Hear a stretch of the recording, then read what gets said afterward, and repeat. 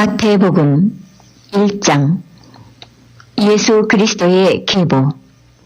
아브라함과 다윗의 자손 예수 그리스도의 계보라.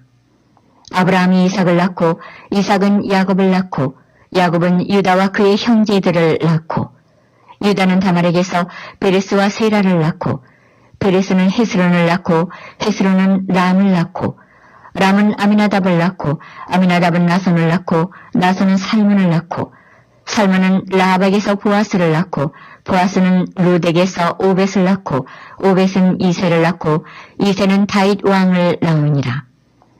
다윗은 우리아의 아내에게서 솔로몬을 낳고 솔로몬은 르호보암을 낳고 르호보암은 아비야를 낳고 아비야는 아사를 낳고 아사는 여호사밧을 낳고 여호사밧은 요람을 낳고 요람은 우시야를 낳고 우시야는 요담을 낳고 요담은 아하스를 낳고 아하스는 히스기야를 낳고 히스기야는 므낫세를 낳고 므낫세는 아몬을 낳고 아몬은 요시야를 낳고 바벨론으로 사로잡혀 갈 때에 요시야는 여고냐와 그의 형제들을 낳으니라.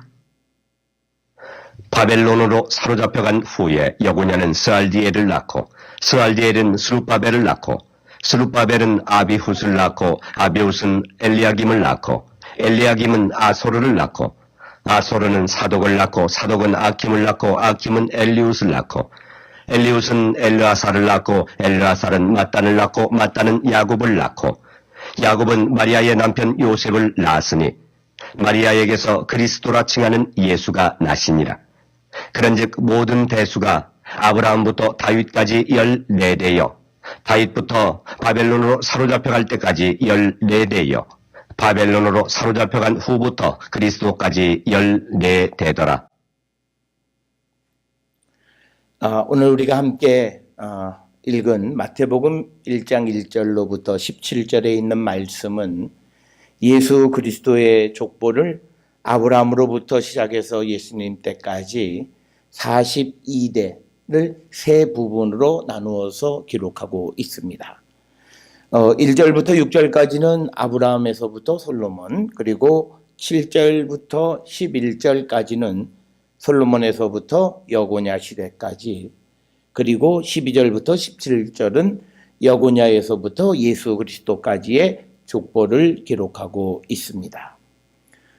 이처럼 족보를 14대씩 나눈 것은 매우 특이한데 일반적으로 족보는 10대씩 기록합니다. 대표적으로 창세기 5장에 기록되어 있는 아담의 족보를 보면 10대로 기록이 되어 있는데 오늘 마태복음 1장 1절부터 17절까지 예수님의 족보는 14대로 구성이 되어 있는데 이에 대한 여러 가지 설명 가운데서 가장 많은 사람들이 채택하는 그런 설명은 다윗이라고 하는 히브리어 이름의 그 숫자를 합하면 14가 되기 때문에 아마도 14대씩 나누어 쓸 것이다. 이렇게 설명을 합니다. 우리가 신약 성경에서 보게 되면 또 하나 예수님의 족보가 있는데 그것은 누가복음 3장 23절부터 38절까지 예수님부터 아담을 넘어서 하나님 때까지 역사를 거슬러 올라가는 방식으로 기록을 하고 있는 것을 볼 수 있습니다. 오늘 우리가 읽은 마태복음 1장 1절부터 17절까지에서 유대인들의 역사에서 중요한 그런 인물들, 즉 아브라함, 다윗, 히스기야 그리고 요시야를 언급함으로써 예수님에 대한 이 마태복음 독자들의 존경심을 느끼게 하는 그런 목적을 우리가 발견할 수 있고, 또한 이 족보 속에는 4명의 이방 여인들에 대한 언급이 있습니다. 3절에 다말, 5절에 라합, 또 5절에 룻, 그리고 6절에 우리아의 아내가 바로 그 4사람인데 이처럼 족보 안에 이방인의 그 이름이 기록되어지는 예는 역대상 2장 34절에서 35절에서도 보면 세산의 딸을 애굽 종인 야르하에게 아내로 주었다라고 하는 이런 기록을 통해서 보면 이방인들의 이름이 족보 속에 등장하는 것들을 우리가 구약에서도 찾아볼 수 있지만 그러나 이런 현상은 매우 특이한 것 가운데 하나다라고 하는 것입니다. 오늘 우리가 읽은 그 마태복음 1장 1절에서 아브라함과 다윗의 자손 예수 그리스도의 계보다 이렇게 되어져 있습니다. 그러면 여기서 말하는 예수 그리스도의 계보라고 하는 이 계보가 지칭하는 것이 1절부터 17절까지의 그 족보만을 얘기하는 건지 아니면 족보 플러스 18절부터 25절까지 기록되어 있는 예수 그리스도의 동정녀 탄생 이야기를 포함하는 건지 우리가 정확하게 결정하기는 어렵고요.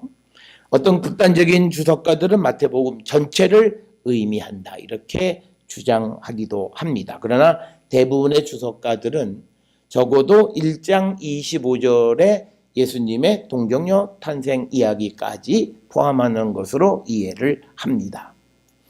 그래서 마태복음 1장에서 보여주는 것은 1장 1절로부터 17절까지는 족보 속에 나타난 예수 그리스도, 그래서 그리스도의 인성을 우리에게 가르쳐 주는 거고, 이제 18절부터 25절까지는 성령에 의하여 동정녀 마리아를 통해서 이 땅에 태어나신 예수 그리스도 출생의 기적적 사건을 우리에게 보여주는 것은 예수님의 신성 쪽을 강조하는 것으로 우리가 이해할 수 있습니다. 그리고 특별히 1절에 아브라함의 후손 그리고 다윗의 자손 이런 이 두 사람이 등장하는데 특별히 유대인들에게 있어서 다윗의 자손이라고 하는 표현은 종종 메시아적 칭호로 이렇게 사용이 되었고요. 또 아브라함이라고 하는 그 이름은 하나님 나라에서 탁월한 지위를 지닌 아주 원형적인 이스라엘 사람을 나타낼 때 아브라함이라는 표현을 사용합니다. 그래서 우리가 예수님을 다윗 그리고 아브라함과 연결해서 예수님의 메시아적 지위를 훨씬 더 강화시키려고 하는 그런 마태복음 저자의 의도를 우리가 볼 수 있습니다. 예수 그리스도에서 예수는 개인의 이름이고 그리스도는 예수님의 역할과 혹은 직무를 나타내는 단어로 이해할 수 있고 그리스도라고 하는 말의 의미는 구원자다라고 하는 그런 뜻을 지니고 있습니다. 특별히 이 예수님의 족보에 이방인 여인들 이름 4명이 등장하는 것 앞에서 우리가 살펴보았듯이 다말, 라합, 룻 그리고 우리아의 아내 이런 이방인의 이름이 등장하는 것은 창세기 12장 1절에서 3절에 아브라함으로 말미암아 모든 민족이 복을 받게 될 것이다 라고 하는 약속이 예수 그리스도 안에서 성취되어졌음을 우리에게 보여주는 그런 말씀이 되겠고 조금 더 우리가 나가서 예수께서 이 구원의 역사가 유대인들에게만 국한되어지는 것이 아니라 온 세상에 유대인과 이방인을 포함하는 온 세상의 구원을 목적으로 하신다라고 하는 것을 우리에게 보여주는 것이 바로 유대인의 족보 속에 이방 여인들의 이름이 등장하는 것을 통해서 우리가 이해할 수 있습니다. 그래서 우리가 이제 2절부터 시작을 해서 16절까지가 이제 예수 그리스도의 족보를 기록하고 있고 앞에서 말씀드린 것처럼 14대씩 기록하고 있습니다. 아브라함부터 다윗까지가 14대, 그리고 다윗부터 바벨론 포로 시대 때까지가 14대, 그리고 바벨론 포로 이후부터 예수님의 탄생 때까지가 14대, 이렇게 17절에 기록이 되어 있는데 여기에 보면 이제 두 개의 중요한 역사적 사건이 등장하는데 다윗 왕 그리고 바벨론 포로 이 두 가지입니다. 그래서 여기서 보게 되면 다윗 왕은 이스라엘 역사의 가장 최정점에 이르렀던 그 시대를 의미하는 것이고 바벨론 포로라고 하는 것은 그와 반대로 최저점에 있는 그런 시대를 나타내는 겁니다. 따라서 우리가 이러한 역사적 사실 속에 예수 그리스도의 족보 안에 그런 역사적 사실들이 기록이 되어져 있는 것은 예수 그리스도 탄생의 역사적 의미를 한층 더 강화하기 위한 것이다 라고 하는 것을 우리가 기억하셔야 되겠습니다.